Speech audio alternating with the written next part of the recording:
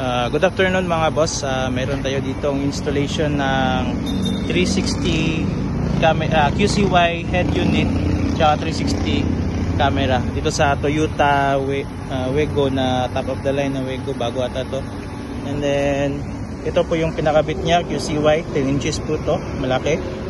Okay, tingnan sa loob. Ito yung mga camera niya, front camera, tapos yung dalawa sa side mirror, tsaka yung sa reverse.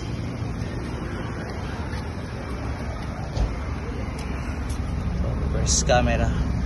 So pasok tayo sa loob para makita natin. So ito po, sobrang lapad, 10 inches kasi. So ito yung home screen niya.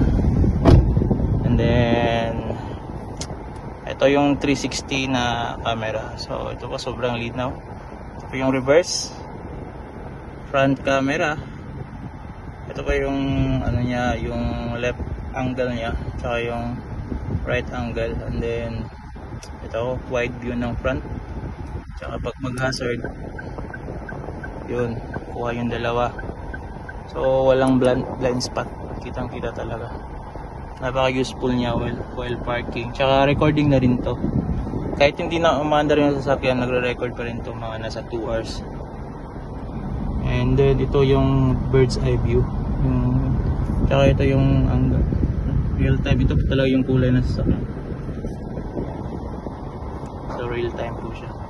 And then isang mga ano pa nito is my CarPlay. And then Android to, so my Play Store. Pwede mo nyo i-download lahat ng mga apps na gusto nyo. May default na YouTube, Spotify, Waze, lahat na. And then Google Maps, pwede rin mag ng offline maps, pwede na. If ever walang signal, kasi Wi-Fi ready din naman to. Tsaka may SIM card slot din to. Tsaka pwede din hotspot if ever. Hotspot sa cellphone nyo. And ito po, meron din itong DSP. Ito yung DSP. Equalizer siya ng speaker. Napapalakas niya yung speaker niya kahit stock lang yung speaker niya. Pwede nyo nang laruan kung anong gusto nyo. Tsaka rin sa radio, pwede rin sa radio.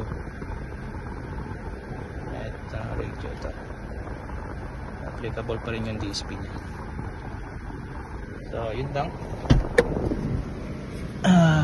For more increase na lang, visit na lang dito sa Banale, Shell Banale, Andres Autos Accessories. Ito po yung shop. We have a lot of services here. Meron tayong headlights, fog lights upgrade, lahat ng mga sensor.